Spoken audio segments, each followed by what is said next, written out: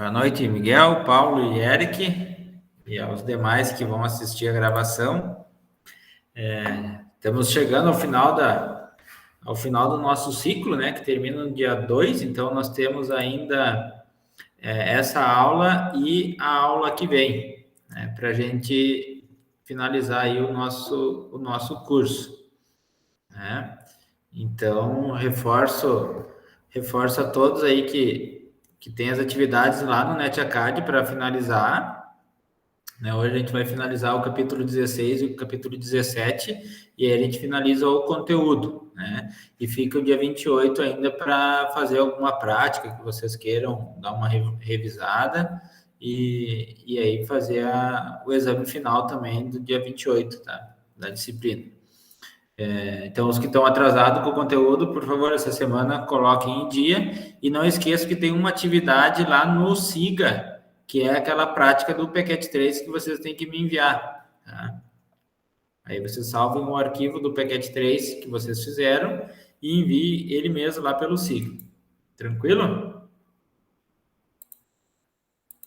Dúvidas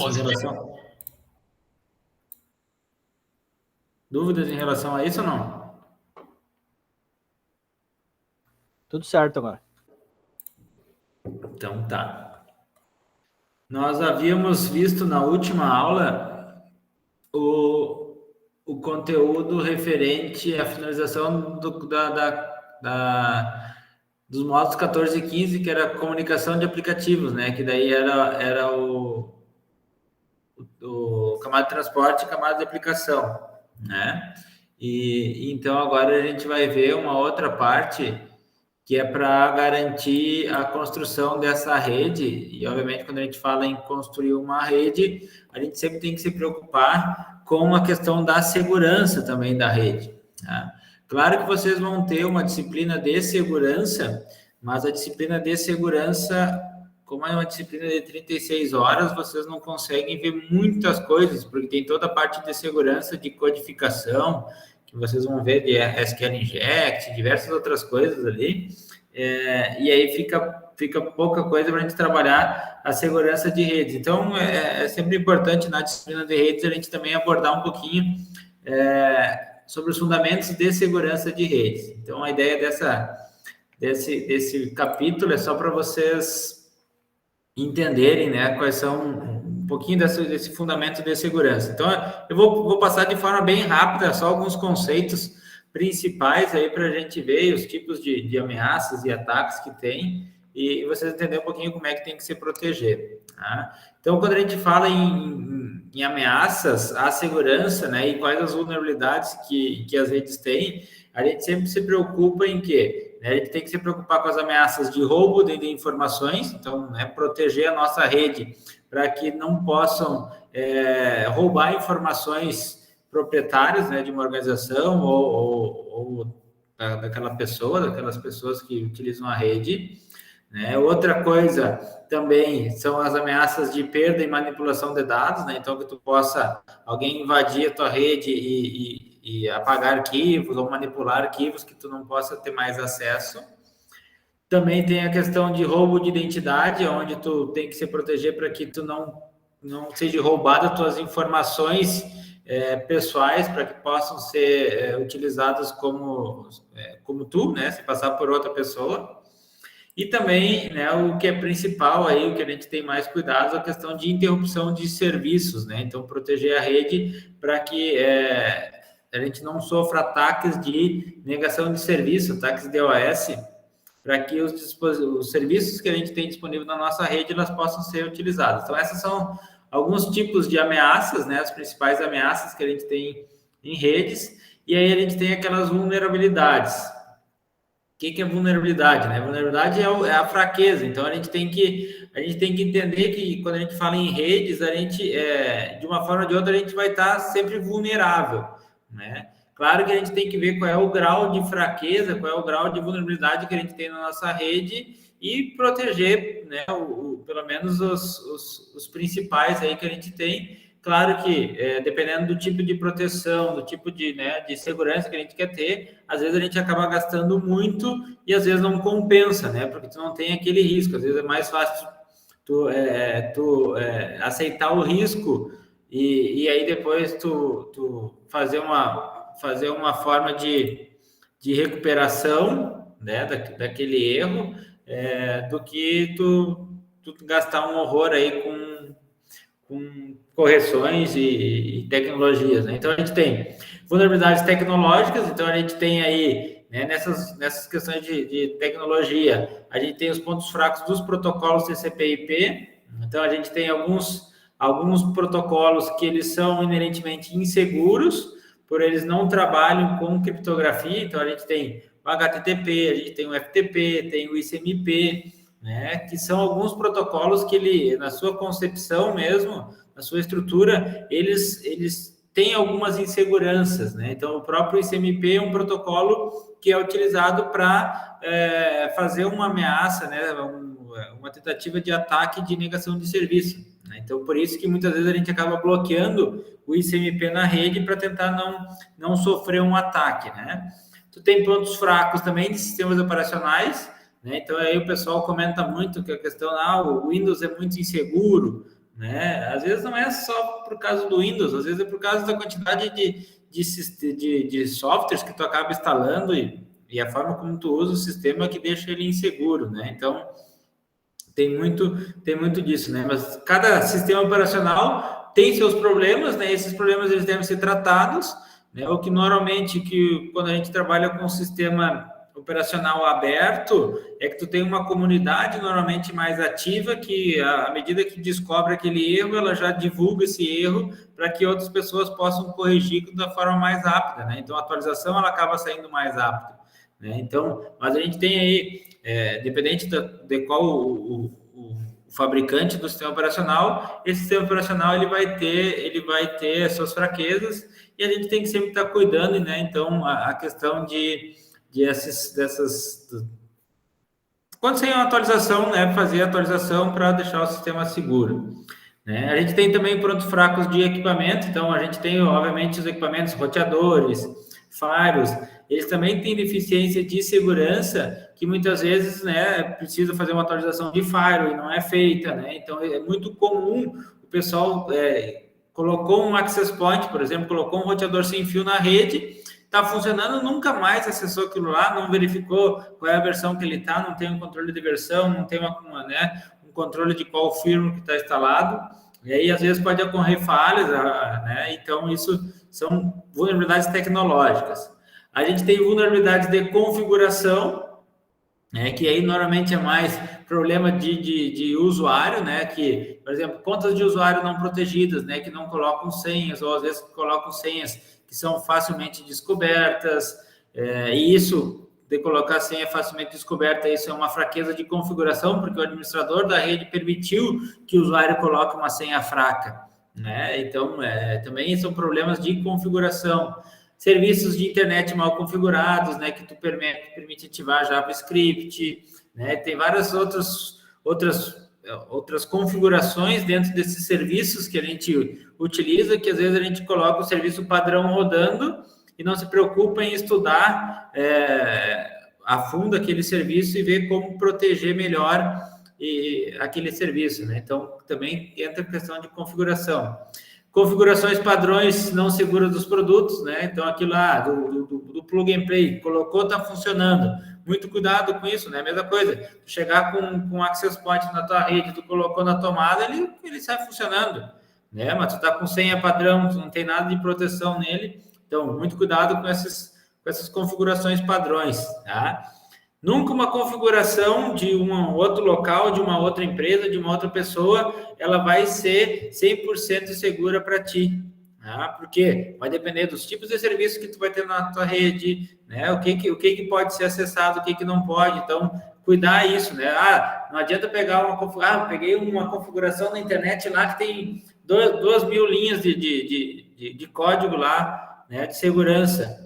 Não interessa colocar aquilo lá, porque a tua configuração na tua rede interna vai ser totalmente diferente. Então, essa coisa de copiar a configuração padrão ou configuração de outros também é errado. E equipamentos de rede configurados incorretamente, então também tu pode ter esse problema aí, né, de causar segurança significativa com problemas onde tu pode configurar uma lista de acesso de forma errada, configurar os protocolos de roteamento de forma errada, e ele vai divulgar as redes na internet que tu faz parte, e aí tu, né, possibilita tu ter uma informação da tua rede. Então, tem várias outras configurações aí que são também problemáticas. As vulnerabilidades de política, né, então, principalmente, né, quando a gente trabalha com rede, é tu implementar, antes de implementar, é tu ter uma política de segurança por escrito, né, onde tu vai ter as informações do que pode, o que não pode, e, obviamente, essa política ela tem que ser implantada. Não adianta eu colocar uma política, por exemplo, e dizer assim, olha, todas as senhas de usuário da rede tem que ter uma senha segura. Essa senha segura tem que ser no mínimo de 8 caracteres, letra maiúscula, minúscula, caractere especial, né, e não pode ser nome próprio, colocou 1001 regra. E aí tu não implementa isso na configuração dos teus serviços. E aí o usuário vai lá, existe a política lá escrita, ó, tu tem que ter uma senha segura. O cara vai lá e coloca a senha teste e aceita. Adiantou? A tua política escrita? Não adiantou. Então, essa questão da política de segurança é muito, muito importante, né? A falta de continuidade da autenticidade, então, senhas mal configuradas, que são facilmente quebradas, né? Que o próprio administrador não testa isso. É um papel do administrador, né? Testar, usar as ferramentas de hacker para verificar se tem algum usuário com uma senha fraca, para te notificar aquele usuário, mandar ele substituir aquela senha. Isso é papel do administrador, né? Fazer o controle de acesso lógico não aplicado, então, né, de tu não ter aplicado como que é feito o controle aos dispositivos, né, como que é feito, por exemplo, desde a questão de rescisão de contratos, né, ou demissões de funcionários, como é que é trabalhada essa questão, né, de o que pode acessar, o que não pode acessar, como é que fica, habilitou, desabilitou aquela conta daquele funcionário, não, então tem que ter esses cuidados também. Instalação e alteração de hardware e software não seguem a política, então às vezes tu tem uma política lá e aí daqui a pouco tu faz uma atualização, uma instalação de um novo hardware que não segue o padrão daquela política, por exemplo. Todo roteador novo que for ser instalado tem que ser do padrão que aceite IPv6. Né? Já vem com IPv6 implementado, por exemplo. Né? E aí os caras não compram lá que não tem suporte IPv6. Né? Tu está fora da tua política, né? E, obviamente, tem um plano de recuperação de desastre, né? Também, a não existência desse plano também é uma grande vulnerabilidade, né? Porque o que acontece?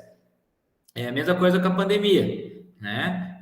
Vou fazer essa analogia, né? A pandemia começou na China, né? Daí começou lá por cima, e aqui no Brasil, não, aqui não vai chegar. E vai adiando. Não, aqui não chega. Aí começou a chegar. E aí os caras não tinham um plano de contingência. O que vão fazer? Né? Aí quando chegou a pandemia, não, trava tudo aí, porque nós não temos hospital, não temos nada, não temos vacina, não tinha vacina no mundo todo, né? Mas não tinha estrutura para atender as pessoas contaminadas, né? Por quê? Mas tu poderia ter um plano de contingência, né? E aí esse plano de contingência foi feito às pressas, às vezes mal feito, que não dava certo. E a mesma coisa em rede, né? Às vezes o plano de contingência é tu ter no mínimo um equipamento suplente, né? Por exemplo, eu tenho uma rede lá, pelo menos eu tenho que ter um switch de reserva. Imagina queimar um switch, eu faço o quê? Tem que sair numa loja comprar. E aí pega, por exemplo, o caso de uma instituição pública que nem a UIF, né? Tu tem que fazer um pregão, ou tu tem que fazer uma dispensa de licitação para te poder comprar uma coisa. É uma burocracia para te comprar. Quanto tempo tu fica parado? Prefeituras, isso é muito comum acontecer prefeituras. Às vezes os caras deixam um setor lá totalmente parado lá por não ter um equipamento reserva. E às vezes, não, eu não tenho como ter um equipamento reserva, eu usei o equipamento reserva e não consegui comprar outro ainda, não chegou outro. Tá, mas e se queimar esse equipamento aqui? Qual é o local da rede que eu posso, por exemplo, desligar e pegar aquele switch daquele ponto lá e colocar no outro que seja emergencial? Então, tu tem essa política, caiu a internet, o que eu faço? Pelo menos ter o contato da empresa que tu contrata, o que eu tenho que fazer, para quem que eu tenho que ligar, né? Que operação que eu tenho que fazer para comunicar isso? Isso isso é uma política de recuperação de desastre, pelo menos que tu consegue prevenir, né? Ah, tu tem backup, quantos backup tem? Ah, eu tenho backup, tá? E como é que recupera esse backup? Ah, não sei, tem que estar lá no plano de recuperação, né? Não adianta eu ter o backup, daí perdemos todos os dados. Não, tem backup. Como é que recupera o backup? Nunca testamos, nunca fizemos isso. E aí? Então, essas são algumas coisas aí que a gente deixa de ter, ou às vezes tem de forma errada, que são essas vulnerabilidades.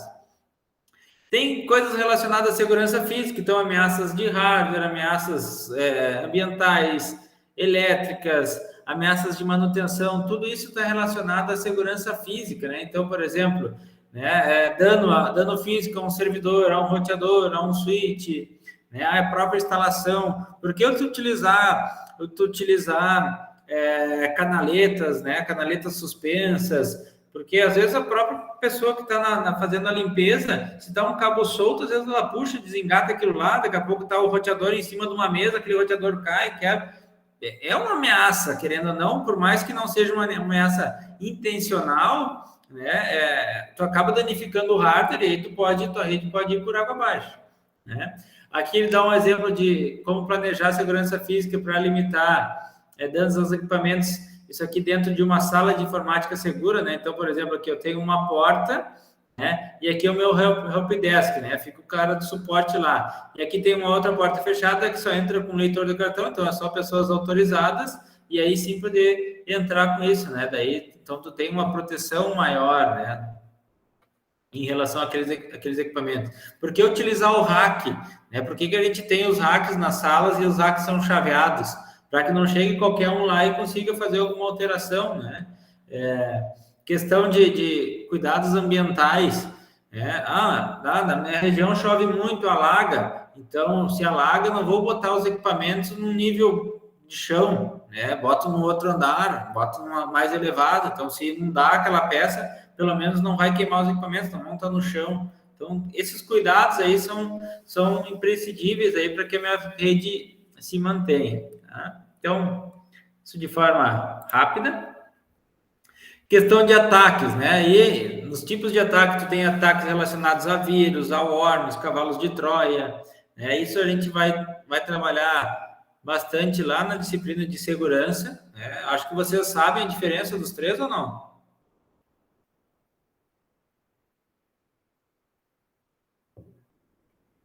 Sim ou não? Mais ou menos. Mais ou menos. O vírus ele precisa de um arquivo para ele se alojar e tu precisa executar aquele arquivo para ele se replicar, tá?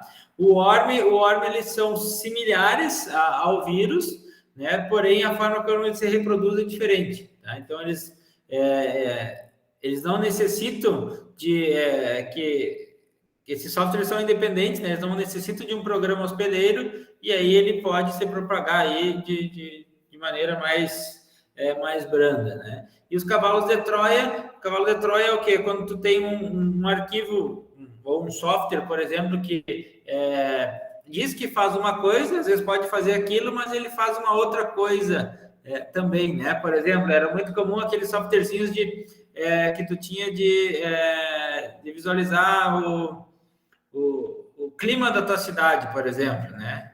Ele mostra o clima lá, mas além daquilo lá, ele faz outra coisa. Tu pode ter lá um backdoor, que ele abre uma porta na tua máquina, né? Pode ter uma captura de teclado, pode ter várias outras coisas aí que ele vai fazer na tua máquina, né? Aqui o exemplo animadas dos três aí, então, só para vocês verem.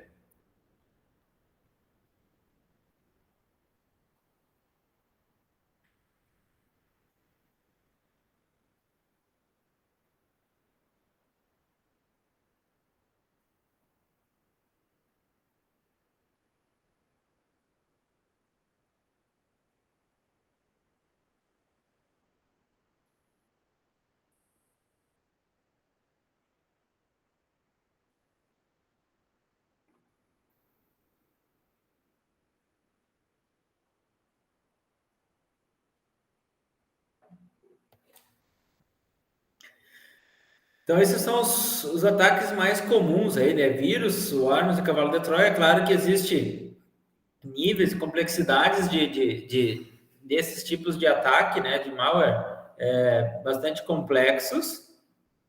Né? Já tive momentos que eu tive que, por exemplo, desligar toda a rede, né? E aí ligava máquina a máquina, removia, fazia a remoção do vírus, e aí sim eu poderia... aí eu não podia colocar ela na máquina, colocar ela na rede de novo, senão ela ia infectada. Né? Aí tinha que colocar uma vacina que daí protegia, daí sim eu podia colocar ela de novo. Então eu tinha que fazer isso numa universidade que eu trabalhava antes, né? E aí eu trabalhava no turno da noite, que daí o fluxo de pessoas era menor, eu conseguia então ir de máquina a máquina fazendo isso. Então pensa aí a quantidade de tempo que perdia para fazer uma remoção de um vírus que ficava se replicando, né?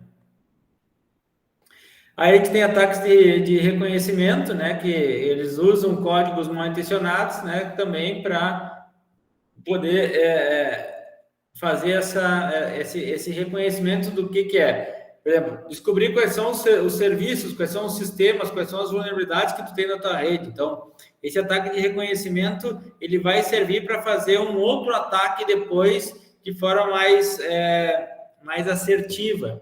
Né? Então, por exemplo, eu conseguindo descobrir qual é o sistema operacional que tu usa, qual é o sistema que tu tem habilitado na tua máquina e quais são as versões dele, eu consigo saber quais são as vulnerabilidades que ele tem, né? Porque essas vulnerabilidades normalmente são conhecidas. Eu fazendo isso, eu consigo, então, atacar de forma mais precisa, né? A gente tem ataques de acesso, então, que é a de manipulação não autorizada desses dados, né? E aí, também, ou tu ganhar privilégio de usuário. E tu tem os ataques de negação de serviço, que normalmente ele vai desativar ou fazer essa corrupção da rede ou do serviço, né, ou de um sistema que tu tem. Para ataques de reconhecimento, normalmente são usadas as próprias ferramentas comuns da internet, como o NSLookup, o RUIS, né? O NSLookup é para a gente trabalhar a questão de DNS, para saber qual é o endereço IP daquele domínio, né? Então, com isso, tu consegue saber qual é o teu servidor, e aí tu consegue descobrir servidor de e-mail e várias outras coisas ali com o NSLookup. O RUIS, tu conhece quem é a empresa, quem é o dono, tem várias outras coisas aí que tu consegue fazer, né? E também aí outra forma de a gente automatizar essa parte de reconhecimento quando a gente usa ferramentas de varredura, por exemplo, de ping, como fping, gping, né, que ele fica enviando sistematicamente, né, todos os endereços aí para poder fazer essa negação de serviço. Tá? Então, por exemplo, aqui uma consulta da internet. Eu entro no ruis.net, coloco lá o nome, ele vai me dizer, ó, quem é, qual é a empresa. Então, aqui a gente vai tendo informações, né, da empresa. Aqui, varredoras de ping para te saber qual máquina que está acessível naquela rede, né, o que está ligado, o que não está. Então, ele vai descobrindo aí o que tu tem também ligado naquela rede.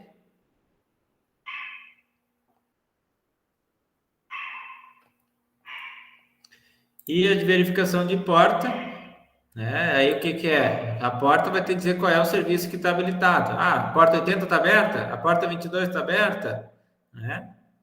A gente pode fazer isso com o Nmap, por exemplo, né? E aí a gente consegue descobrir quais são as portas que estão abertas, qual é o serviço, qual é a versão. Né? Ah, eu estou usando a versão do OpenSSH que não é a atual. Aí o cara olha lá, bom, a versão SSH 2.0. O que tem de vulnerabilidade? Isso. Daí o cara já tem lá um código pronto lá para fazer um ataque na porta 22 em cima daquilo lá. Outro tipo de ataque de senha para te quebrar a senha, tá? Isso muitas vezes vocês já devem ter feito, né? Tu pode fazer um ataque por força bruta, né? Tu pegar um arquivo com senha lá e tu tentar ficar quebrando. Obviamente que tu cria um código para tentar fazer isso de forma automatizada, né? Ataques de cavalo de Troia, sniffers de pacote para tentar capturar o tráfego de uma rede que não seja criptografada, que tu vai ter o usuário e senha. Tem exploração de confiança, então quer dizer o quê? Eu não consigo acessar o sistema B, né? Porque está protegido, mas eu posso acessar o sistema A, que tem autorização, tem confiança para acessar o sistema B. Então, a partir do A, eu consigo chegar no B. Né? Então, ou vice-versa, né? Então, o que ele faz? Então, ele tenta obter o acesso lá, né? E aí ele consegue, então, acessar o B, né? Pelo usuário do A lá, porque o A não tem acesso, né? Então, ou B, tá? Então, tanto faz, mas é o privilégio de um de outro, tá? O redirecionamento de porta, então, a questão de tu direcionar de uma porta para outra, então, aí tu consegue obter o host. Então, aqui, por exemplo, ele está fazendo um ataque, né, a uma porta 22, né, e aí que ele faz o redirecionamento para outra porta para poder direcionar o tráfego, né, e aí capturar, né. E tu tem os ataques de intermediário, então, que ele consegue acessar o meio de uma rede e essa comunicação passa por lá. Isso aqui é muito comum, por exemplo, quando vocês usam proxy, né? Por exemplo, muitas vezes, em determinadas redes, tem alguns serviços que são bloqueados. Daí o pessoal, não, mas eu tenho um proxy que eu consigo acessar daí esse serviço que tá bloqueado, né? E aí é um proxy que vocês não sabem quem é o responsável, né? E aí o que acontece?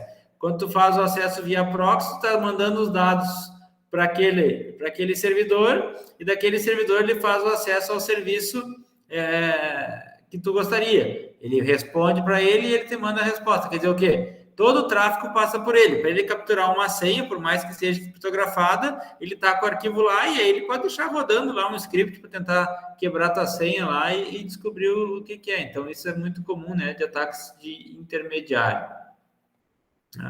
Os ataques de negação de serviço, basicamente ataque DOS e ataque DDoS. Qual a diferença dele? Ataque DOS, né, Denial of Service, né, o que tu faz? Um atacante, ele vai, de um lugar só, ele vai encher aquela rede para que tu não tenha acesso. Então, ó, ele vai mandar um horror de ping para um servidor, por exemplo, né, e o que vai acontecer? Esse servidor ele tem que responder aquelas mensagens de CMP, e aí quando alguém tenta acessar, ele não consegue porque ele ainda está respondendo aquele serviço. Então, o serviço pode ficar lento, às vezes pode ficar até inacessível por causa disso. Claro que para te bloquear um ataque de negação de serviço, ele é simples, basta eu bloquear aquele IP que está me mandando esses pacotes, né? Às vezes fica uma briga do gato e rato lá, o cara troca de IP, acessa de outra rede, ele infecta outra máquina e tenta lá, né? Mas tu consegue fazer normalmente isso. Agora, quando tem um ataque de DDoS, que é um ataque distribuído, então normalmente o que o atacante faz? Ele tem uma rede, né? Tem várias máquinas que já estão infectadas, e através daquelas máquinas eles conseguem mandar ping. Então, é um ataque distribuído. Esse é muito mais complexo de se proteger, né, e de se recuperar, porque aí tu vai ter de redes diferentes, né, então aí já é mais complexo um pouco. Tranquilo essa parte de ataques? Só para vocês entenderem. Não vou fazer os laboratórios aqui, tá? A questão de mitigação de ataque, né? Como que eu me protejo disso? Tá? Uma delas, trabalhar com defesa em mais camadas, né? Não apenas em duas, mas em mais camadas. Então, por exemplo, aqui eu tenho, estou acessando na internet e aí eu tenho uma VPN, eu tenho um firewall, né? Eu tenho um firewall e ainda depois do firewall eu tenho um IPS, né? Que é um sistema de prevenção de intrusão, tá? E tem um IDS que ele apenas faz a detecção. O IPS ele protege, ele prevê, né? E tenta se recuperar, né? Então eu tenho duas camadas aqui, né? Antes de acessar a minha rede interna lá, por exemplo, tá? Então eu estou protegido em camadas. É a mesma coisa para te acessar um serviço na web. Hoje, a maioria dos serviços eles estão te pedindo, além do usuário e senha, eles te pedem normalmente mais, ou para te colocar um código de uma imagem, ou clicar em alguma imagem para dizer, para ver se realmente é uma pessoa que está tentando fazer o acesso e não é um software automatizado, né, tentando fazer esse acesso. Às vezes tu recebe um código no teu celular ou no teu e-mail ou no outro dispositivo, em qualquer coisa, para te confirmar que realmente é tu que está acessando, né? Então isso é proteção em 2 camadas que a gente chama, né? Então quanto mais proteção tu tiver, melhor. Claro que às vezes isso começa a deixar a rede um pouco mais lenta, mas aí é aquela coisa, tu quer que a tua rede seja segura, né? E aí ela tem um pouquinho de atraso, né? Ou tu quer que a tua rede seja rápida, mas que qualquer um acesse. Então, esses cuidados aqui tem. Aqui ele ainda fala de serviços de segurança de e-mail e de appliance de segurança web, né? Então, que ele, quando tu vai fazer a pesquisa, não vai acessar um e-mail, vai verificar se aquele domínio é seguro, se não é. Então, tem várias coisas relacionadas. Tem o servidor de autenticação, que vai ter a base de dados de todos os usuários lá para fazer essa autenticação nas máquinas. Manter os backups, né? Então, fazer backups com frequência, né? Regularmente. Backups completos pode ser demorado, mas tu pode fazer backups parciais. Armazenar esses backups de forma segura, para que eles possam garantir essa integridade.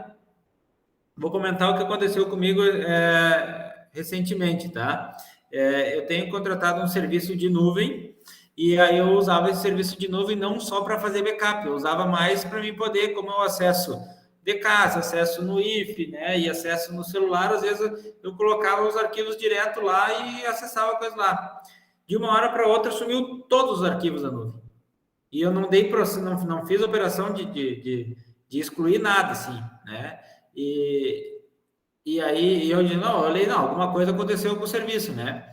Claro que das coisas principais que eu tinha backup em outros, né? Eu mantenho uma cópia lá. Pode ser que alguma coisa estava desatualizada, porque às vezes eu atualizava direto lá, né? Mas, cara, assim, aí eu entrei em contato com o suporte deles, né? O suporte básico fez as mesmas operações que eu já tinha feito para tentar recuperar os arquivos, e o suporte avançado, que eles foram ver se tinha ficado lá, não conseguiu fazer nada. E assim, é tão estranho que alguns arquivos, ele excluiu todos os arquivos, mas toda a estrutura hierárquica de pastas tá normal. Então, foi excluído só os arquivos, né? Então, não tem os arquivos. E assim, e não tem a exclusão dos arquivos, porque tu acessa lá e vou limpar da lixeira, né? Não aparece nada lá, não tem nada. Então, assim, é um cuidado que tem que ter. Às vezes a gente acha que o serviço de nuvem é seguro e nem sempre, tá? E nem sempre é seguro. Então, cuidado, né, no armazenamento. A segurança desses backups, né? Como normalmente tu vai transportar esses backups para um armazenamento externo. Por exemplo, já vi várias empresas que faziam backup no mesmo local. Aí armazenavam na mesma sala, por exemplo, né? E aí incendiou aquela sala, você foi os backups também. Então, também tem esse problema. E a questão de validação, né? Então, proteger esses backups com segurança e também verificar, né, se o próprio backup ele está funcional ou não, né? Tentar recuperar ele. Questão de atualização, né? Então, a atualização do sistema operacional, atualização dos patches, né? Então, principalmente o Windows aí, né? Cuidar se houve, se tem atualização ou não, né? Fazer isso com que frequência, né? Normalmente a gente deixa habilitado para fazer. O meu já está avisando aqui que eu tenho que reiniciar a máquina, tá? Na verdade, ele já falou que eu posso fazer atualização para o Windows 11, ó. Então, agora, se eu reiniciar aqui, se eu clicar aqui, ele vai poder fazer, eu vou atualizar para o Windows 11. Vamos ver, vamos arriscar ou não, vamos ver, né? O que vocês acham? Devo atualizar para o 11 ou não? Não sei, acho que está muito recente ainda. Né? Vamos ver. Eu vou fazer o meu eu não atualizei ainda porque não vi muito vídeo ainda como é que ele tá. Vamos ver, eu vou fazer um teste aqui numa máquina virtual, vamos ver se ele atualiza ou não, para ver. Aqui na máquina virtual ele não tá, ele tem que testar todo o equipamento, vamos ver se vai funcionar. A questão do AAA, né, que a gente chama autenticação, autorização e auditoria, então implementar, né, para a questão autenticação, saber realmente quem é você, autorização, o que eu posso fazer, né, e a contabilização, né, o que eu fiz, Então, por exemplo, eu consigo me autenticar a um serviço e aí eu confirmar que realmente sou eu, e aí quando eu consigo acessar aquele serviço, né, qual a autorização que eu tenho para fazer naquele serviço. Então, por exemplo, assim, eu posso acessar, vamos pegar um servidor de arquivo, tá? Bom, nem todo mundo pode ter acesso ao servidor de arquivo. Aí eu tenho acesso ao servidor de arquivo, beleza, sou eu, consegui comprovar que sou eu. Bom, eu consigo copiar, acessar os arquivos que estão lá, mas eu não consigo colocar arquivo novo. São questão de autorização, né? E aí tem uma contabilização, uma forma de auditoria para saber assim, bom, o que esse usuário fez? Quando que ele acessou, que arquivo ele acessou, o que ele modificou, né? O que ele criou novo. Então, isso é questão de auditoria, né? Então, tu ter isso aí. Por exemplo, quando a gente cria, um exemplo simples, né? Criei uma pasta e vou pegar qualquer serviço de armazenamento, eu posso compartilhar aquela pasta com vocês. Poderia criar lá uma pasta ADS 16, né? E em vez de colocar lá no SIG o nosso material, eu colocar dentro dessa pasta compartilhada. E aí permitir que vocês somente acessassem esses arquivos que eu disponibilizei lá. Por exemplo, eu coloquei assim, material de aula. E aí desse material de aula você só tem acesso a baixar, né? Acessar esses arquivos. E aí eu posso colocar trabalhos. Aí nos trabalhos vocês podem submeter esses trabalhos. Então, para mim ver, são níveis de autorização diferentes e aí eu consigo saber, não, olha, o Paulo mandou o trabalho, né, e o Eric foi lá, em vez de mandar o trabalho, ele copiou o trabalho do Paulo ou excluiu o trabalho do Paulo, né, e aí mandou o dele, né, fazendo uma simulação, né? Então tu pode controlar isso aí, né? Que nem uma vez contando assim num arquivo compartilhado, que hoje é muito comum a questão da colaboração, né? Então todo mundo vai lá e edita aquele arquivo, faz e acontece, né? E aí uma vez, não, porque não sei o que, eu era coordenador de um curso e eu disse, não, mas olha aqui, ó, tu acessou esse arquivo aqui, tal dia, tal horário, tu fez essa operação. Tá, não sei o que, e aí, né? Então, mas é uma forma de tu ter. Então, a questão de tu ter logs, né? Manter esses logs. Questão de Fire, né? Quem comentou aí? O Jonas usou o FreeNAS, né? Para fazer essas autenticações. A questão do Fire, tá? Então, tu tem o Fire de rede, né? E tu tem o Fire também na própria máquina. O que o Fire faz? Qual é o papel do Fire? É criar um bloqueio, né? Dizer assim, o que pode passar e o que não pode, né? Então, esse Fire, obviamente, que não adianta tu ter ele mal implementado, né? Tu tem que ter e controlar isso. É a mesma coisa assim, ó. Não adianta tu ter o Fire instalado na tua máquina e aí toda mensagem que aparece no Fire lá, tu coloca permitir. Tu não tá lendo o que está acontecendo. E aí o que é? É um software que se instalou na tua máquina e está pedindo autorização para acessar a internet. Quer dizer o quê? Ele está abrindo uma porta para que alguém possa acessar esse software e aí fazer um tipo de ataque, ou ele está capturando alguma informação da tua máquina e quer jogar para algum lugar. E aí quando ele vem aquela mensagem lá, tu dá um permitir. E aí? O Fire abriu a porta e mandou, pode ir. Então, né, cuidar com isso. Então, né, tem essas questões assim. Então, ele pode controlar tanto o tráfego que vem da internet para a rede interna, como da rede interna para a internet. Né? Então, fazer esse controle. Às vezes o pessoal faz o controle só de fora para dentro, né? Esquece de fazer o controle de dentro para fora. Né? A topologia também de Fire com DMZ, o DMZ é uma zona demilitarizada. Então, por exemplo, eu tenho minha rede interna, que aqui normalmente eu vou ter IP privado, mas eu tenho a minha rede pública aqui, eu tenho os meus servidores que eles precisam ser acessados da internet. Então, a gente cria uma DMZ. Quer dizer o quê? Eu consigo chegar na internet e acessar o servidor, mas eu não consigo do servidor acessar minha rede interna. E da minha rede interna eu também consigo acessar os meus servidores. Então, eu criei uma DMZ. Né? Então, tu tem políticas aqui que vão permitir que tu faça acesso aos serviços que estão nessa zona, mas daqui tu não consegue acessar essa rede interna. Né? Então, por exemplo, teve uma aula que acho que foi o Paulo que comentou como é que eu implemento um servidorzinho, né, com OIP ou com DIN DNS, alguma coisa, né? No teu roteador, tu vai criar essa DMZ, né? Quando tu habilita o serviço lá e abre a porta, ele está habilitando uma DMZ. Para quê? Para que tu possa acessar aquele serviço lá, mas aquele serviço não acessar a tua rede interna. Aí ele tem vários tipos de firewall, tá? E, obviamente, cada vez tem firewalls aí mais caros, com muita implementação, tá? E vale a pena investir nisso, tá? Então, tu tem firewall de pacote, que ele vai se basear ou no IP ou no MAC. Então, por exemplo, está destinado a tal MAC ou a tal IP. Permite ou não permite? Esse é o firewall mais comum, né? Depois, tu tem firewall para o aplicativo. Então, o firewall de pacote está trabalhando ou camada 2 ou camada 3.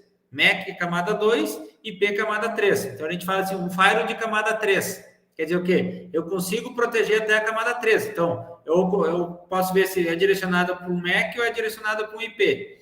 O firewall de aplicativos, aí eu já estou trabalhando camada 4, que eu vou pela porta do aplicativo, né? Ou posso trabalhar lá na camada 7, que aí ele, além de ver a porta do aplicativo, ele consegue ver, por exemplo, qual é a mensagem que tem lá, por exemplo, uma requisição HTTPS ou HTTP. Né? E aí ele consegue lá, naquela mensagem, por exemplo, ele verificar se tem um termo, por exemplo, que não seja permitido tu navegar naquela rede, né?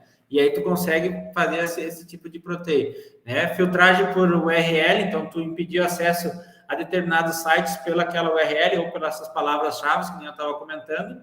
E tu também tem interação de pacotes com o estado, que daí ele só pode, os pacotes recebidos, eles devem ter respostas legítimas à solicitação de host interno. Então, quer dizer o quê?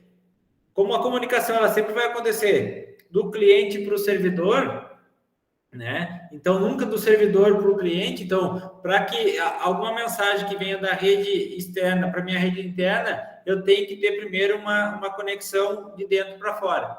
Se essa conexão de dentro para fora não existir, toda a comunicação que tentar abrir, que vier com um TCP/SYN, por exemplo, de lá, eu vou bloquear, tá? Porque eu tenho que ter uma da minha rede interna primeiro. Então, essas são algumas questões aí de tipos de firewall que a gente tem. A segurança de endpoints, né? Quer dizer, do último dispositivo lá do meu host do usuário. Então, se preocupar com isso, às vezes as empresas gastam um horror de grana, né, protegendo a borda da rede, né, o que vai limitar da internet para a rede, gasta um horror ali com dispositivos e aí esquece lá do host do usuário, né? E aí esquece de tu instalar o antivírus bom, de atualizar o antivírus, tu criar um malware e diversas outras proteções, todas aquelas questões de política de segurança, política de acesso, né? E aí, às vezes, o problema está lá dentro da tua rede, lá, né? Que aí o usuário vai lá e vai clicar no e-mail que chegou, né? Porque não foi testado no spam lá e o cara clicou lá para ver a foto da mulher na época da escola lá, não sei o que, e o cara ficou curioso para ver o que era aí, né? Então, não adianta, né? Segurança de endpoints também tem que ter esse cuidado. E agora com a questão, né, do BioID, né, de levar o teu dispositivo pessoal para dentro da tua rede, é pior ainda. Esse cuidado tem que ser muito maior ainda. Por quê? Porque eu estou com o meu celular que eu uso em qualquer lugar, em qualquer rede, ou o meu notebook, né? E aí o meu notebook tem diversos softwares instalados, sei eu se ele está corrompido, se tem alguma coisa de vulnerabilidade dele, eu não faço esse controle, chego lá, espeto na minha rede, dá autorização para aquela máquina acessar a rede, e aí? O que acontece? Então, a questão da questão da mobilidade, a questão da segurança complica muito, tá? Complica muito, e aí tem software já que, para aquela máquina acessar a rede, ela faz um teste e verifica, né, se a máquina tem algum tipo de vulnerabilidade. Por exemplo, se eu tiver com um software pirata, eu tiver com um software que não está na última versão que é autorizada, ele não deixa ingressar na rede. Então, ele vai fazer esse teste antes. Então, tem como tu fazer isso já para proteger.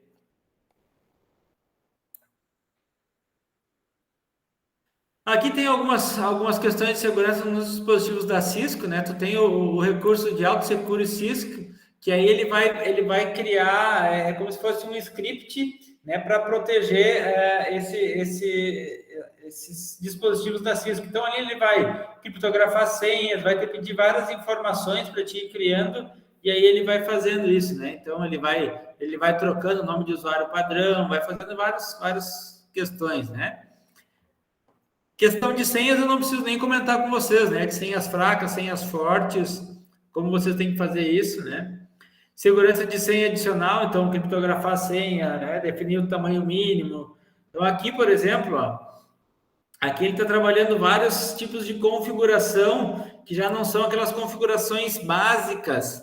Você lembra quando a gente fazia a configuração lá no dispositivo Cisco, assim, ó, vamos configurar a segurança básica do dispositivo. O que a gente fazia? Primeiro a gente colocava um nome para ele. Depois a gente protegia o modo privilegiado, Enable Secret. Criando uma senha secreta. Protegia o acesso pela console, para que alguém não espetasse um cabo console direto lá no dispositivo e conseguisse acessar sem senha, sem nada. Então, criavam uma senha para console e também criavam uma senha para VTY, né? Com isso, a gente estava criando, e aí ainda ativava o serviço de criptografia de senha, com o Service Password Encryption. Ali eu estava criando a configuração básica de segurança. Aqui a gente já começou a trabalhar um pouquinho maior, ó. A questão de ativar a criptografia de senha, que era básica.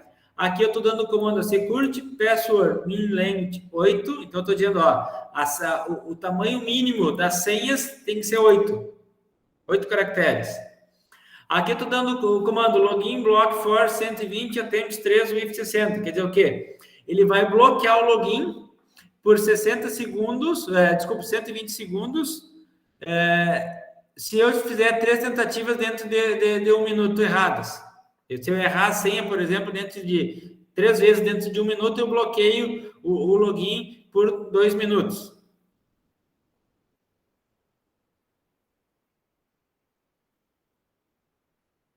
Que beleza, né, Jonas? Cara, ó, esse problema aí que aconteceu no Jonas é um problema de segurança. Qual tipo de segurança?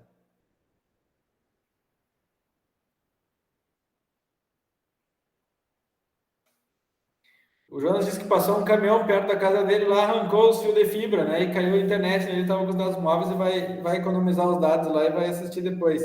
Problema físico, né? O que acontece? Provavelmente a altura dos fios de fibra estava muito baixa. Os técnicos lá de cabeamento lá não seguiram o padrão da altura mínima que tem que ter no poste.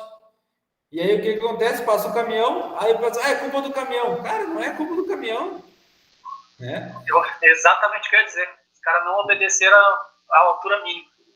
Não obedeceu a altura mínima, né? Ou por exemplo, tinha altura mínima, mas os caras prenderam mal lá e soltou uma fiada, ele baixou, né? Ou no puxar a fibra lá, ele vai escapando e vai cedendo, né? Mas não foi bem amarrado. Problema de instalação, né? Problema de altura, e aí realmente, vai dar pau, né? Uma vez eu estava instalando umas fibras lá no IF lá e era uma empresa terceirizada que estava fazendo, e eu estava indo para o almoço lá no refeitório. E aquela fibra que vinha por trás ali, era uma fibra de contenção, né? Porque vinha uma fibra pela passarela lá por frente do bar, e aí vinha uma fibra de backup lá pelo fundo. Cara, e ali passava, entrando caminhão e coisa para descarregar ali atrás do ginásio, né? E a fibra os caras estavam botando meio baixinho, né? E eu não era fiscal de contrato, mas aí falei, mas tá muito baixo isso aí. Eu avisei o fiscal de contrato, né? Tá fora das normas lá, manda subir aquele poste lá. E, claro, aí os caras colocaram um poste, achavam que o poste tá meio fraco, e aí quando tu bota, a fibra pesa, né? E aí o poste cede e ela baixa. É um problema, tá? Então, esses são alguns cuidados, tá? Aqui ele também deu um outro comando, tá? Um outro comando dentro do line VTY, por exemplo, tá? Ele colocou a senha Cisco e ele deu esse comando. Beleza, Jonas? Depois tu assiste, tá? Vou deixar gravado. Exec timeout 5:30. Então, o que eu ia fazer? Ó? Que tu tem um tempo de sessão, tá? Um tempo de sessão de 5 minutos e 30 segundos para te poder executar. Depois disso, ele vai desconectar né, e tu precisa fazer uma nova conexão. Então, para não ficar a questão do técnico, né? Do técnico, eu me conectei lá no roteador ou no switch e vou lá pegar um cafezinho e sai e deixa conectado, daí naquele cafezinho o cara esqueceu e foi fazer uma outra coisa e ficou logado lá. Aí chega alguém lá e consegue fazer alguma coisa. Então, de fazer essa conexão fechar aí, né? Se ficar ocioso, né? Se ficar ocioso, né? Se não der nenhum comando por 5 minutos e 30 segundos, vai embora, né? Claro, não vai colocar um tempo. É a mesma coisa com área de trabalho do próprio dispositivo, né? Se tu não bloquear tua tela, né? Pode alguém chegar lá e fazer alguma coisa. Quer dizer o quê? Tu pode ter a senha mais segura que for. Agora, se o cara levantou para ir no banheiro, não bloqueou a tela, né? Ou ficou tanto segundo, tanto tempo sem acessar, ela tem que bloquear, né? Ela tem que bloquear a tela de forma automática para proteger. Então, são questões de segurança. A questão de ativação do SSH. O SSH, se vocês estão lembrados, é o serviço de acesso remoto criptografado. Quando a gente configurava o VTY, a gente estava configurando o serviço de acesso remoto, mas por padrão ele faz o acesso remoto por Telnet. O Telnet é um protocolo de acesso remoto, mas porém ele é muito inseguro, né? Todo tráfego é tráfego padrão, texto padrão, então tu não tem segurança. Então o que a gente faz? Ativa o SSH para poder fazer o acesso remoto seguro. Para isso tem várias etapas que a gente tem que fazer. Primeiro, o dispositivo precisa ter um nome. Então, questão do nome, né? A primeira coisa que a gente faz normalmente é colocar o nome do dispositivo. Depois a gente precisa criar um nome de domínio. Esse nome de domínio vai ser usado para que a gente possa ter um nome nessa rede que a gente vai utilizar. Então, para isso a gente dá o comando IP, domain name e escreve o nome do domínio que a gente quer. Tá? Depois a gente precisa criar uma chave para criptografia, né? Para criptografar todos esses modos. Então a gente cria CryptoKey Generate RSA, né? Esse General Keys módulos 1024, tá? Se a gente não colocar isso aqui, colocar CryptoKey Generate RSA e dar um Enter, ele vai me perguntar qual é o tamanho da chave. E aí, por padrão, ele está 512. Sugiro sempre uma chave de 1024 para cima. Tá?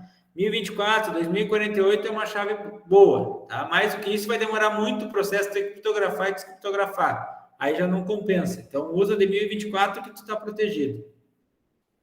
Aí tu precisa, depois que tu criou o nome do domínio, criou a chave, aí tu vai criar um banco de dados local de usuários que pode acessar. Então, tu cria o username, o nome do usuário, o secret e a senha daquele usuário. Aí tu pode criar quantos usuários tu quer, né? E aí, quando tu vai lá no line VTY, tá, para configurar ele, tu vai dizer que o login é local. Então, quer dizer o quê? Agora, para ti poder acessar ele, tu vai ter que acessar com os usuários que estão cadastrados nesse banco local. Tá? E a gente faz o quê? Além disso, a gente diz que todo o tráfego vai ser transportado para o SSH. Então, todo o tráfego de entrada vai ser por SSH. Então, se eu tentar fazer acesso por Telnet, eu não consigo. Eu preciso fazer o acesso por SSH. Tá? Então, eu vou ter que dar um comando de SSH. Tá? Então, isso aqui são configurações de segurança para dispositivo Cisco, tá? Para roteador, para switch, né? Para que se torne isso mais seguros. Tá? Outra coisa que é muito importante também, tá? Que a gente diz assim, por que o Windows normalmente a gente diz que é mais inseguro, né? Por quê? Porque normalmente quando tu instala o Windows não tem uma forma de tu escolher o que tu quer instalar ou não instalar na instalação dele. Ele vem uma instalação padrão que ele instala, habilita um horror de coisa, né? E aí o usuário comum, ele não sabe lá desativar os serviços que ele não usa do Windows. Então isso acaba gerando muita insegurança, tá? Mas isso em qualquer serviço, tá? É muito importante que tu desabilite os serviços que tu não utiliza. Por exemplo, eu não tenho... O meu computador na minha rede, eu não compartilho arquivo na minha rede. Para que eu vou ter o serviço de arquivos compartilhados nele? Desabilito. Né? Eu não faço acesso de SSH. Por que eu vou ter lá o serviço de SSH ativo naquela minha máquina. Então, questão assim, ó, desativar todos os serviços que não são usados, né? Aqui ele está dando o comando show IP ports all para mostrar quais são os serviços que estão abertos. Então, aqui notem que tem o serviço de HTTP, né, com HTTPS, né, e aqui o serviço de DHCP, tá? Aqui ele está dando um outro comando, tá? Show control play no host open ports, né, que ele também vai verificar aí os serviços que estão abertos, né, e se estão com IPv4 ou IPv6, tá? Então, também ele mostra isso. Esse paquete trace é para fazer essa configuração aqui essa configuração de SSH, tá? Isso é muito importante que vocês façam depois, vou deixar para vocês fazerem, para a gente seguir adiante. Bom, e aí a gente termina essa questão de segurança, tá? Então, isso obviamente que eu falei de segurança de rede, mas de forma bem rápida, tá? De forma bem rápida. E como ele é uma disciplina ainda introdutória de redes, né? A gente não se preocupa em trabalhar toda a questão de segurança, de implementação de segurança de camada 2, de autenticação, né? A própria configuração de usuários de forma mais segura, com privilégios específicos para cada usuário. Isso a gente não vai ver agora nessa disciplina, tá? Isso fica para um outro momento, aí, num outro curso, caso vocês queiram aperfeiçoar esse conhecimento, tá? Recomendo muito, tá? Eu acho que de repente vai ser até um requisito, não sei quem vai trabalhar segurança, se vai ser eu, se vai ser o Glazer ou outro professor, mas recomendo fortemente fazer o curso de cibersegurança da Cisco, tá? Que ele aborda muita coisa aí de segurança. É uma carreira que abre uma possibilidade enorme aí de trabalho, tá? Então a gente sabe que tem muito problema de segurança aí, o pessoal está correndo atrás principalmente agora com a questão da digitalização dos serviços, né? Então, tu está digitalizando a tua empresa, então, teus serviços que tu tinha antigamente de forma offline, agora é tudo online, então tu depende exclusivamente do funcionamento da tua rede, então tu precisa ter questão de segurança, é muito importante. Tranquilo? Dúvidas? Acho que não. Acho que não, né? Beleza. Deixa eu pegar uma água aqui e dar uma pausa um pouquinho. Querem fazer um intervalinho de 15 minutinhos? É interessante. Então tá. Então fizemos um intervalo de 15 minutos, eu vou pegar uma água ali. 8h30.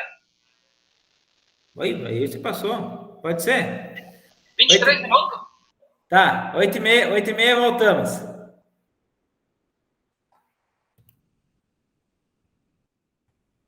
Vou parar a gravação aqui.